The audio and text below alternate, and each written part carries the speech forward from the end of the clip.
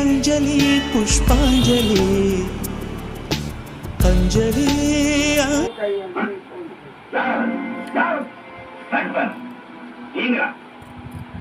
நண்பனா அதப்படி உன்னுடைய எதிரி எனக்கு வேறு.